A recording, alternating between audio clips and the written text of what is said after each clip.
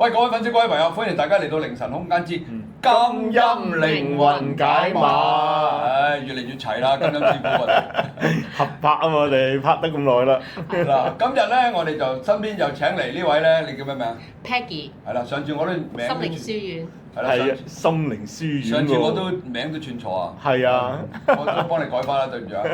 好啦，咁啊，今集咧你好似話有啲好好聽嘅古仔讀題。係咯，有啲新嘅技能啊，佢都有啲技能啲特別嘅嘢。講啲咩嚟先？講你睇下先。係啊，做到乜嘢？我自己就好中意睇啲前世今生嘅嘢嘅。啱我係。喎，啱我，你睇到啲咩啊？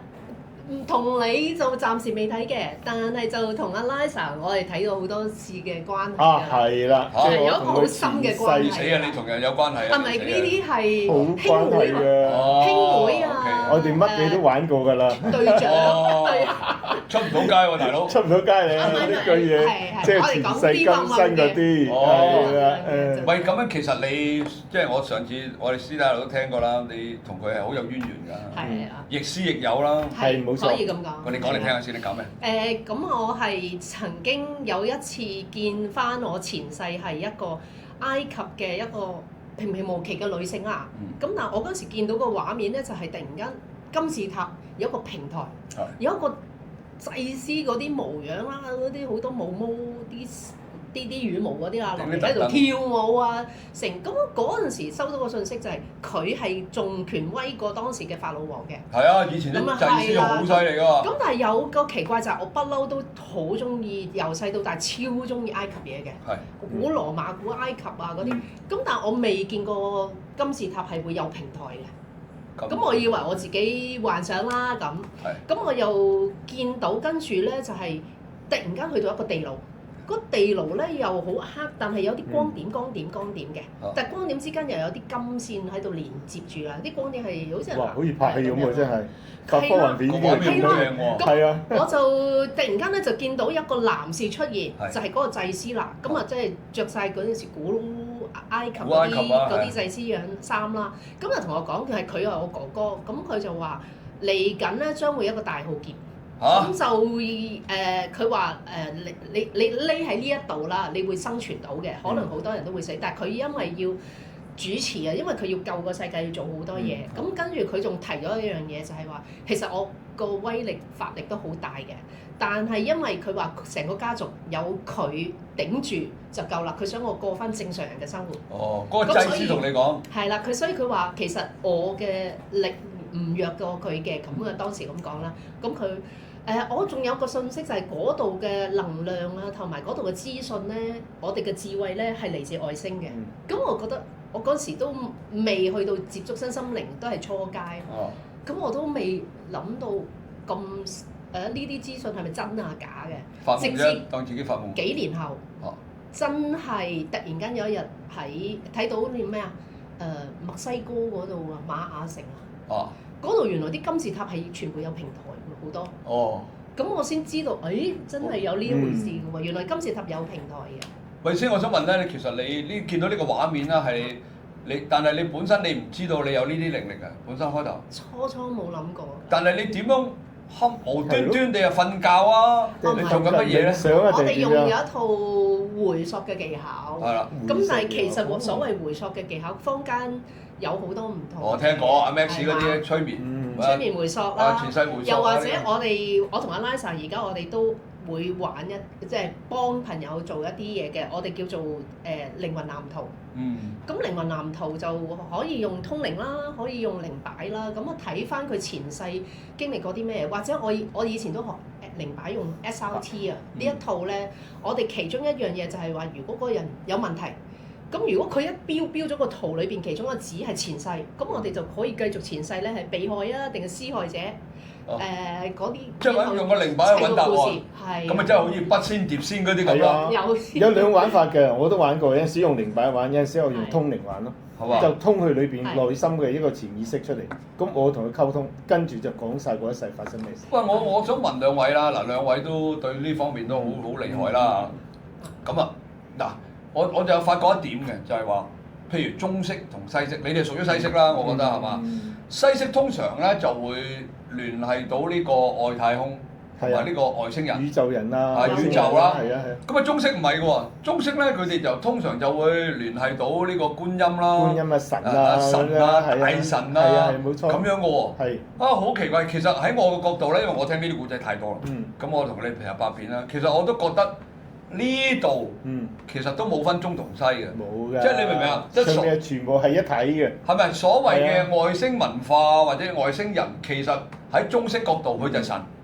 只不過佢用一個唔同形式化成一個唔同形式去俾你哋睇到，我係觀音，我係咩大神咁樣。但係你哋嗰度，你哋西式嗰度咧，就好多時就講翻回到過去未來，睇到畫面。咁啊中式嗰度又唔係嘅，佢哋要請神，請完神之後咧，神俾個意識佢，然之後佢先至可以做嘅，即係有兩種唔同嘅方法。都唔完全係啊，譬如我識一啲宗教人士佛教啊、道家啊嗰啲，佢哋一樣係用通靈咯，一樣係睇翻前世。一樣喎。一樣睇翻前世嘅故事，然後教我哋好多時知道故事咧，我都有同阿拉神分享，就係我哋唔好淨係知個故事咯，要知道背後個故事其實想領悟乜嘢、修正啲乜嘢，先對今生有意義。我哋好重視係今生過得更好啊！我哋一路個靈魂提升。唔係，我對於前世咧好有興趣，咁聽阿金音師傅講咗我好多啦，即係我個啟發又好啦，或者係我嘅認知都好啦，就全部都係金音師傅。即係講真，我成日都好多謝佢，真嘅呢係真嘅，唔係特登去拆佢係唔係成。所以我一見到佢開頭，我第一次見佢，我完全唔相信佢，即係一個咁嘅樣。你都好似接觸好多新生年朋友，啱啱就係冇睇到呢一樣嘢。催眠啊，咩靈擺呢啲，我諗冇人接觸過夠我多㗎啦。道教啊、佛教啊，但係就你嘅前世今生會比較少睇，少睇，因為中式好少，除非你真係要去求佢去幫你，哇有嘢搞我啊，或者有成咁，佢哋好少會提到。咁但係佢識到佢之後，佢唔係啦，佢第一件事一見到，喂，都未夠幾分鐘㗎，你後邊有好多神喺度喎。係東方㗎係嘛？佢嗰啲都係東方㗎。有東方嘅頭，佢祖先咯，最勁佢啲祖先嘛。有中有西喎。係啊，有中有西。好奇怪。有中有西。大天使 Michael。係啊。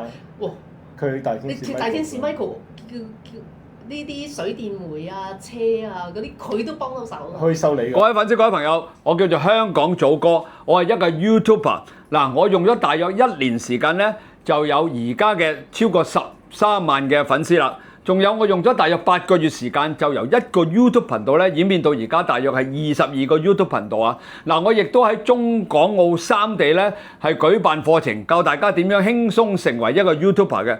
嗱，如果開公司嘅老闆們啦，仲有退休人士，仲有你有份正職，想賺多啲更加多嘅額外收入嘅話咧，就要留意我呢個課堂啦。我呢個課堂嘅名叫做100萬年薪不是夢啊，而我協助佢推佢成為 YouTuber，我啲學生咧已經個個都達到呢個夢想㗎啦。咁好啦，8月4號有免費嘅 Zoom 嘅試堂，你哋記住千祈唔好錯過呢次機會，因為真真正正能夠令到你得100萬年薪不是夢嘅咧，就只有呢一個課程嘅啫。仲有好多嘅 YouTube 流量密碼咧，我亦都會喺試堂同埋真正嘅課堂裏邊咧講俾大家聽。只要你懂得 YouTube你嘅流量密碼嘅話咧，你就肯定好簡單咁，又快又方便咁能夠成為 YouTuber。嗱，喺我嘅合作嘅學生裏邊咧，最快嗰個係4日嘅啫，最耐嗰個咧亦都唔會超過1個半月咧，就會成為 YouTuber 㗎啦。當然啦，成為咗 YouTuber 之後咧，你可以有線上嘅收益、線下嘅收益，好多公司嘅合作啊，好似我咁樣啊，甚至乎我去旅行啊、整牙啊、眼鏡啊呢啲，我全部都係免費嘅。嗱，想得到咁好嘅福利，仲有額外能夠賺到更加多嘅錢嘅你呢，就千祈唔好錯過我呢個課程啦。嗱，不如咁啦，大家去8月4號免費試堂參加咗先，聽下我所講乜嘢，咁你哋呢就會開拓你真真正正嘅賺錢之路啦，好嘛？嗱，記8月4號免費 Zoom 試堂啊！可以揾小助手報名，我會將啲資訊咧寫咗喺呢啲附近嗰度，大家記住揾小助手報名。8月4號免費試堂，多謝大家。可以收你㗎。我每次咧 call 唔到的士咧，請大天使 Michael 你幫我，因為佢係總瓜監啊嘛，佢會揾相應嘅天使。你一講我有毛管戙啦。嗱，我試過嘅，我女女 call 唔到的士咧，我幫佢 call 唔得嘅，要係啊，要叫大天使 Michael。一定要本人啊！我發現。要本人去 call。因為你明唔明啊？識到啊金音師傅就介紹好多師傅俾我咧，咁透過你哋咧，我又知道啊，原來可以 call 啲神幫手。係㗎。係啊，你叫佢我好似啲山卡啦，我去唔到揾唔到的士啊，我 call 土地㗎。喂，土地，快啲嚟啊！冇的士啊，等咗好耐啊。我 call 練完之後個就係好似幾分鐘後，咦有架的士嚟啦，直接就走。嗱，我哋唔係去 sell 迷信啊，但係你哋好得意啊！呢樣嘢真係。大天使 Michael 嗰次好經典。佢哋接觸比較少喎，佢哋以為我哋係講，其實唔係呢樣嘢，而家每一日都發生緊嘅嘢。係啊係啊。佢哋唔知，我上次講過一條古仔，我走去人哋走去新會幫人哋捉鬼咧，我突然間走去幫人哋用塊濕布抹。係咯。咁原來咧後尾翻翻咧，原來唔係我用濕布抹，係阿 Michael 用佢個法力出到藍光去抹。係啊，所以就唔可以我先知道原來我身後邊有個 Michael 喺度。係啦，大天使 Michael 啊嘛，我都見到佢而家喺後邊啦。大天使 Michael，即係你動嘅手指。喂，有時好奇怪，即係嗱金音師傅咧，佢就睇得好犀利嘅。咁我有啲師傅咧就睇到個影像嘅。咁佢哋都講類似嘅嘢。咁但係阿金音師傅咧，佢就會話得好清楚，話俾你聽。喂，你後邊嗰個邊個？你後邊好啦，咁我梗係唔信啦。係嘛？咁我梗係快我翻問晒啲師傅，係喎冇錯喎，你邊個同你講咁樣師傅？所以佢好犀利。係佢睇好誇張㗎。你講開呢個，我可以提下嘅就係、所有通常都係我哋中國人啊、東方人通常都係會睇到啲神啊、東方啲神嘅。咁阿金音師傅初開第三眼嘅時候，咁佢同我 friend 話：喂，我個畫面咧好蒙蒙查查嘅，好似啲天使電視啱啱第一次開始紫沙沙嗰啲咧。就幫佢睇啦。咁佢話：咁樣我係咪開咗第三眼？我話係㗎係㗎，即係你知我做心理輔導嘅治療呢啲咧，乜都正面㗎嘛，但係。咁我話一定係㗎啦。係唔通攞鬼咩？咁咧我就跟住咧嗰兩晚咧，就啱啱有個聚會，我哋啲身心靈嘅朋友聚會，咁我就叫埋拉神去。地獄式訓練我啊，排晒廿幾人，廿幾人排。初唔係廿幾人嘅，初10個先嘅。10個，因為咧咁咧就係逐個咧就好似而家咁啦，坐喺度，坐正喺度，然後阿拉神就坐對面。你睇下佢有守護神，邊位守護神？係咯，逐個講中晒嗰啲人本身，譬如一個做律師嘅，係咩？我啲毛管又痛啦，又痛啦，又嚟啦！佢有太上老君啊，太上老君啦。譬如有一個，佢話：你係彌勒佛喎。佢話：哎呀，屋企就係拜彌勒佛嘅。你係觀音喎，即係講中晒啦。中晒啊！唯獨我啦，好得意，佢就話：點解你嗰個西方嘅咁？第一次見西方。我未見過西方啲神㗎嘛，好靚嘅金色頭髮嘅。係啦，咁就原來係佢話古羅馬嘅，跟住有另一個通靈人慢慢都睇到嘅。佢話就係古埃及古羅馬文明嘅時候嘅財神。普魯托斯咯。咁我有時一講嘅時候，我自己都覺得佢會出嚟㗎。就係睇好靚喎。初期咧，佢而家都係啦。我見到佢出咗嚟。我知道啊。我感應到佢出嚟，我見到佢出嚟喺一個位置。哇！呢兩個咩人？佢咧，大家小心啲啊！當時咧，我哋個頻率要夠高嗰啲人啊、環境咧，佢先係出現㗎。喂！大家喺街度見到佢哋小心啲啊！嗱，我試過咧，就有一次有個朋友話俾我聽，好朋友啦，話俾我聽佢有財困。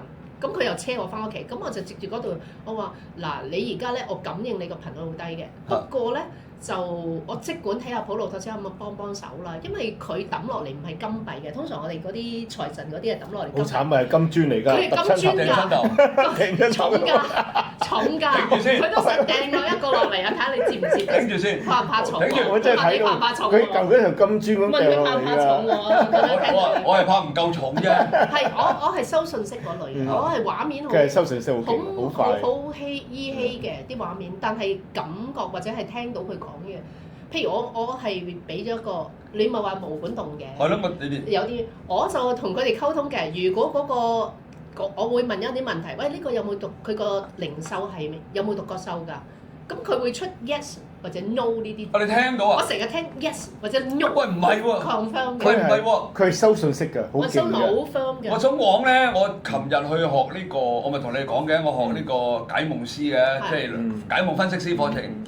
咁好奇怪喎！咁阿 Sir 講下嘢啦，咁其實我都唔聽佢講。你即係我覺得你都慣咗自己講。唔係你講啲嘢，我已經即係佢講完之後，我已經有另外一個答案出咗嚟㗎啦，即係我好衰啊！即係逢係啲人講嘢我都係咁嘅，即係你講呢樣嘢，我已經得啦，我講完聽完啦，我就諗咗第二樣啦。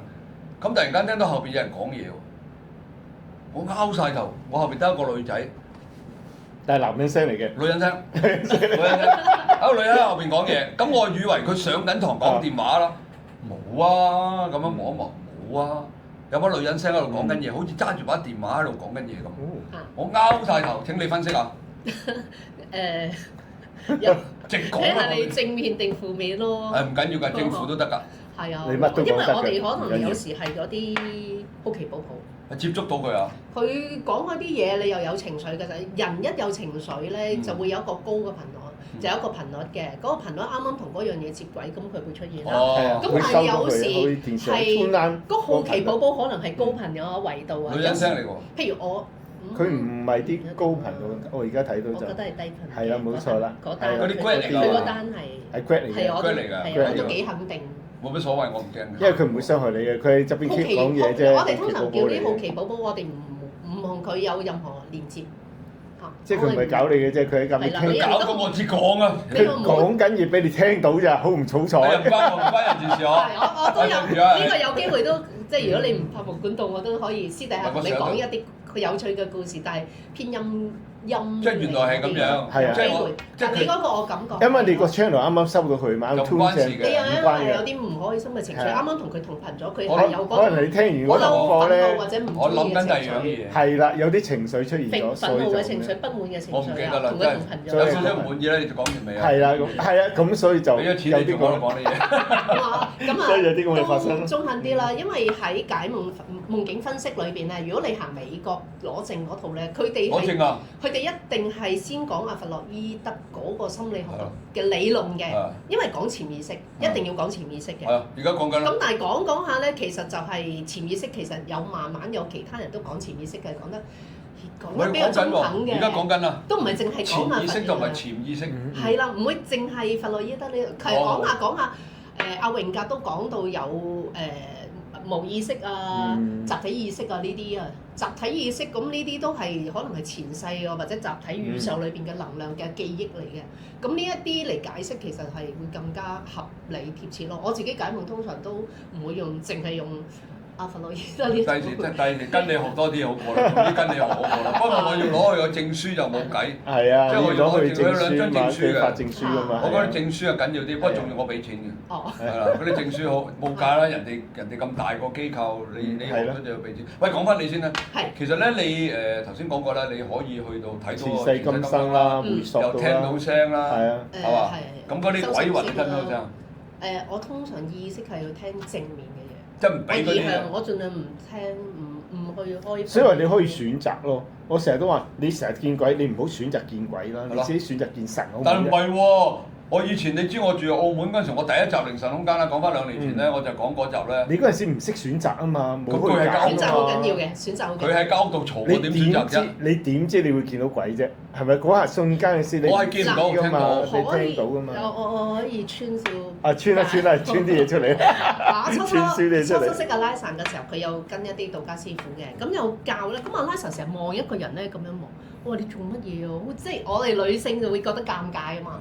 咁原來佢睇下我哋額頭有冇骷髏骨，有骷髏骨頭咁，我睇到佢。有幾多個啊？佢額頭有啲骷髏骨頭咧，做咩啊？即係話俾啲鬼纏住佢咯。咁我就提佢，我就話：喂，你咁專注喺啲負面嘢，不如你唔好再留意呢樣嘢啦，你會拉低咗你個頻率啊。咁你又啱喎。咁嗰陣時開始就拉神，真係冇再聽到佢去。佢就開始睇神，係啊，係啊，但係佢都睇到㗎。係啊，我係睇到，我選擇去睇咯。嘅時候，你會拉高翻自己。我選擇高頻睇高頻，唔選擇睇低頻。見高頻犀利咗。係啊，因為睇低頻係好容易睇到嘅，睇高頻係難睇啲㗎嘛。係啊。係啊。我唔係喎，我。你攞 A 好難攞，咪攞 B 攞 C 好容易攞㗎嘛。你又係一個超級好奇寶寶嚟嘅。唔係啊，我選擇性㗎。我好多年前已經係。其實我講翻，即係之前都有講過，我細個已經見到，不過我哋自己唔知嘅。係。即係我咪講過啦，我細個成日發燒就通屋走，就同阿媽講，嗰度有隻腳，嗰度有個頭喎，嗰度有個人行過，阿媽阿邊個嚟㗎咁啊？我5、6歲已經係咁啦。跟住入急症室，入到去個醫生護士話：你有嚟啦，冇發燒，走啦咁。係咁。成日都係咁嘅，以前細個都係咁。我好記得，我係唔知嘅，後尾識咗佢之後先知，跟住又有啲好奇怪嘅經歷啊！我哋拍凌晨空間咧，我有提過㗎，我哋凌晨空間咪好犀利嘅，而家10幾個頻道啦。當時拍凌晨空間嘅時候，同個鐘師傅拍咧，拍完之後咧，頭10條片咧，啲粉絲自己留言講㗎。喂，點解你有女人聲啦？有人唱歌係啊，有 BB 仔啊，咩聲都有啊嘛，係啊。我哋唔係啊嘛，跟住撳到個 channel 通咗啦嘛。一開睇翻自己條片，真係好多人講嘢喎喺條片，但係其實間房裏邊得2個人嘅啫，仲要閂埋門開冷氣。我完咗，因為我知時間有。唔緊要，照講。我有一個朋友，的確去過一樣嘅同你情況，就係佢自細都會睇到陰陽或者係聲音啦。我聽到。咁佢都係嘅呢一類嘅，有聲音或者係聽到啦。咁有一次咧就去咗搬咗新居啦，同男朋友。咁就喺個就係發覺咧，一搬咗入去之後咧就好嘈嘅，成日都好嘈嘅。咁啊呢一個房啊，每一晚佢瞓覺，哇好多嘢講咧。咁佢簡直係成3個禮拜，佢宣稱未瞓過覺嘅，但係我知道係冇可能未瞓過覺，但係一定係淺睡㗎啦，嘈到。咁佢甚至有一次傾電話咧，跟住傾下同個閨蜜傾下好嘈啊，多咗個阿婆傾偈，跟住佢吸線。哎呀，梗係以前我哋嗰個年代啲電話咧係會 jam 線㗎嘛，咁佢又吸線喎，跟住佢又再打嚟，佢閨蜜再打嚟㗎，佢話師八婆，咁話你吸我先，咁佢話唔係喎，你唔傾唔到咩？傾下我哋多咗個婆婆喺度傾偈講嘢，嗰啲鄉下話咁樣好嘈喎，嚇冇啊咁樣，跟住佢話你而家有嚟啦咁樣。